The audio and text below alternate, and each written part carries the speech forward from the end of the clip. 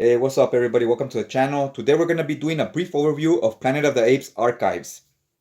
This is the cover to Volume 1. This is the cover to Volume 2, Volume 3, and this is Volume 4. Now here on Volume 4, you see the ape right here. It's pretty cool. He's holding a sword. Almost has like a painted look to it. Almost like how you would have in the old movie posters. Volume 4 is called Evolution's Nightmare. Now here's the spine. You get a kind of bright orange spine. Each volume has a different color spine, which I think all look real nice when you line them up on the shelf. Here's his archives and so forth, published by Boom Studios. Here's the back cover. Has the same picture, just slightly zoomed in a little more.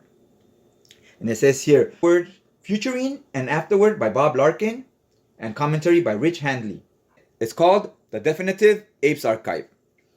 Cover price $60. Price is a great price for what you're getting. It's great quality. It's over 300 pages. And honestly, and the bad thing about these is they're kind of hard to find nowadays. So if you find that cover price, pick it up. They're not the easiest to find. Like I said, it was a pretty low print run. If you're a fan of Planet of the Apes, even at $100, I think it's a great deal. Here's the interior cover pages. It's just black. Now here you get the writer Doug Moench and then all the artists that were included in here. Every issue has a different artist pretty much. It says Planet of the Apes Archives, giving credit to everybody where credit's due.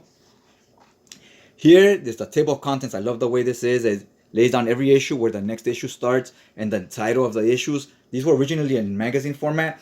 The book reflects that because it's kind of square instead of a rectangle. So yeah, it has all table of contents. I love when it has that. Here it gives you a little forward, like little info about the process of how they came to the decision. Let's make these magazines based on the movies and so forth. There were 6 movies. Now there's 4 hardcovers, and each hardcover has 2 storylines. So there's 8 storylines, and so 2 of them, one in Volume 1 and one in this last Volume 4, are not in the movies. They were just made up strictly for the comic books. And here you see it has sewn binding. You see the sewing right there. Really nicely built. You see a nice big 2-page spread. Here at the end of the book, some more extra bonus features. It says the fittest survive. Now here we have some more. That actually sounds kind of interesting, unless the pages become lost. Haven't read this yet because I haven't finished the book, so I haven't read the last extras at the end. Now here again is cover gallery, and it gives you another table of content to know what covers on what page, right? Love that. Let's check out the pages. The covers looks awesome right there. These were originally magazines, so these were the covers to the magazines. Look at that one. Love this one too. The explosions and so forth look real nice. This one's a great story. This is the second story, so that's a cover that's going to be on the second one. And if you ever seen the movie, the last movie, everybody thinks it's the weakest. A lot of people didn't like it. This is based on that movie. Now, each story arc, it's exactly like the movie. If you buy all 4 books, they're all exactly like the movies. Even the dialogue is almost the same. So you would buy them for the art. The art would be different compared to the movie, right? But this story is completely different from the movie. And they kind of explain to you that it was done differently because the budget, right? Here in the comic, they have a lot of explosions, a lot of different mutants and weird looking creatures that wasn't included in the movie because of, like we said, money reasons. Read this book, read the story. It's phenomenal. I loved it. It's a big showdown with 2 of the apes fighting each other for supremacy. Okay, this cover right here is awesome. I'm really digging the artwork here. As you can see, the apes are in the ocean fighting a squid. This is the second story. There was no movie for this. This is strictly for the comic books. The story itself is kind of like a pirate story. It's pretty good, but it doesn't fit the Planet of the Apes feel. So you need to know that going in. It's completely different. If you wanted to feel like Planet of the Apes, you might not like it because it kind of took a different twist. Here's some more of the covers. This is the final showdown on the first story arc, which would be on the last movie. I don't believe they had this final showdown on the last movie, but they have it in the comic book. It's awesome. You see the characters here, the 2 apes going at it. They look very primitive. Beautiful painted covers, like I said. This one has a different feel to it. Look at the gorillas' faces. It looks a lot more detailed and so forth. This looks exactly like the character in the movies. So does this one. This one looks more accurate to the movies than these other arts, in my opinion. Now here, this page, it was long lost for a long time. It's kind of the ending to part 1, to the first movie. And it explains here how they lost that page and they found the scans so they can use it on this book. So they can add it here at the end, which was very nice, very, very cool. So we won't find this anywhere else as far as I know. Another great cover. This gorilla, he's kind of the one that, his name's Aldo. He kind of rebels against the main leader, Caesar. You will see that in the movies if you watch them.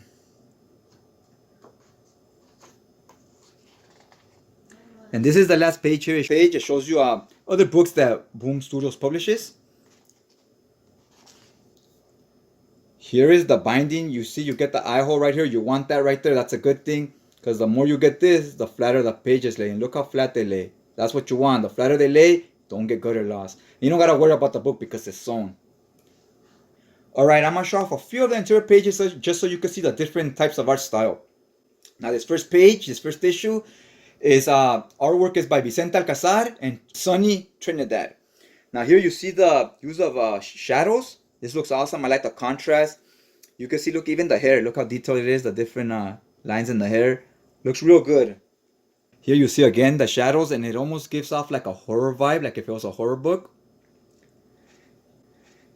I like that in this page, they basically tell you everything that happened in the first 3 hardcovers in one page. What the apes did, how the planet exploded, and how apes took over, right? And look at this. Look at the detail again, the line work on this ape. It looks almost exactly like the characters in the movie. Not all artists can pull this off, and some of the other issues, you will find that out. And I like that they use different artists, because that way you can appreciate this more when you see other artists. You're like, wow, the other one was so much more superior, right? Because this guy's going for a realistic look to make the characters look like the movie. One thing I noticed that in this comic, in the movie, the main character is white. And here, all the artists, I guess they all agreed on giving him a darker skin tone. Like, look at him right here. That's the main character. He clearly looks more like he's black. And I thought that was actually a really good decision. You know, this movie was made in the 60s. Back then, things were different. Like, black people didn't get the starting roles in movies too often, right? But in the book, it's different. We could change that, and it doesn't really affect the story. If anything, it adds to it, right? Because these stories are a lot about inequality, social issues, and so forth. In this story, the apes kind of oppress the humans, right? And like, we're your masters and so forth. And I think it added to make the main character black. That way you get more of the feel of like what people went through, you know, maybe 200, 300 years ago or whatever. So I think it added like to the tone of the book. Look at here. Look at all that detail. You got the tree houses. All the apes live in tree houses above ground. You see them climbing into his house. And that's really uberly detailed. Looks real nice. I was really impressed with this first issue with the artist. I thought he was far superior, or at least to me it was my favorite. Because I know art is subjective. It kind of depends what you're looking for, right? But to me, he was my favorite artist out of the bunch. It was about 12 artists. Each magazine issue had a different artist, and there's 12 magazine issues. Okay, now here, let's look at a 2-page spread to see if you get any gutter loss with this build. Look at here in the middle. The way the art flows. The way the rocks. I mean, you really get like no gutter loss. It's very well made. I was highly impressed with the build of the book. And look at here, the characters. They're all in shock. They're all in shock because they're going back to the city that they blew up. They haven't seen it since the explosion. They look at it, and I love the facial expressions. Like I said, this artist was like a 10 out of 10 for me. Now we zoom in here. This is what they're looking at. Look at the whole city. It's gone to shambles. That's why they had those expressions on their face, right? And then we zoom in out. Here they are, just looking at the city. Look at the details here on the like these bars that are all curved and so forth. Real nice art. Now let me give you a quick comparison. I mean, look at how this artist draws the mutants. Because of the explosion, all the radiation and so forth. Look at how the humans that survived look. So you see how this looks, right? It's very uberly detailed, a lot of wrinkles, a lot of deformations. Now let's jump to one of the artists, how he draws these mutants. Look at them right here. They don't look as gross. They look a little more, the artwork is more smooth. It's not as rugged. And in my opinion, it worked better with other artists as far as the mutants. Look at here. They're not as gross looking. They're still deformed, but it doesn't have the same impact. And the other one, it almost looked like their faces were melting off. Now here, let's look at the apes. Look at their faces.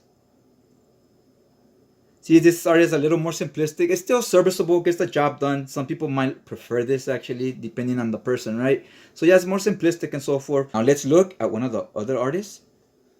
Check out our main character right there, Caesar. I mean, that looks almost like the movie to me, identical, right? Like if he would have been tracing an actual picture. Really digging this. Let's look at one more example. Okay, right here. Okay, right here. So that's an example of 3 different artists, 3 different takes on the character, how each one has an interpretation of a look they're going for and so forth. This one's also real nice. I like the use of blacks on of the dark inks and so forth with this artist. Looks good to it, and I think this works better in the action scenes, which makes sense why they had him for the last issue with the big showdown with explosions and so forth, because this kind of it makes it look more impactful, almost like a cartoon, right? So yeah, that's this last artist. Another thing I wanted to point out is after each issue it does this. It shows you these, which looks cool. It has some artwork and so forth, but it doesn't show you the covers. It shows you this, and as I showed you the covers, it shows them all the way to the end. I wish they would have put the covers in order where they go when one issue ends, put the cover here, next issue starts, right? I thought that would have been far better, but I guess they wanted to save the covers for the end so they could say it has a lot of like bonus features and so forth, right? While we're at it, let's check out this last artist on this other story art. I thought his style was very interesting. Look at how like the characters here, and on the character they give a lot of dark inks, right? It's just a lot of dark ink, so he stands out from the rest of the drawing, right? And on the rest of the drawings, it's just raw pencils with no ink, so it looks a lot lighter in the background. So all the backgrounds look a lot lighter, and it makes for an interesting feel. Check out one more page. Look at here again, the characters with dark inks. So are the this characters here in the front. Oh, looks like that guy croaked. So yeah, you see here the characters in the front, and then again the background. It's just raw pencils, no real inks to it, and it just makes the characters pop more, so they get the limelight. But you still get to see the backgrounds and the detail and so forth. Very interesting. I don't know if that was the penciler's idea or if that was the inkers to say I'm just inking the characters. Maybe he was in a rush and it wasn't even planned to be that way, right? Who knows? I might even say it at the end of the book. I haven't read the last extras. So yeah, hopefully this video helped you make a informative decision if this is a book you want to drop some money on or not. If you have any other questions about it, drop them in the comment section down below. I'll answer them to the best of my knowledge. And other than that, I'll just check you guys out next time.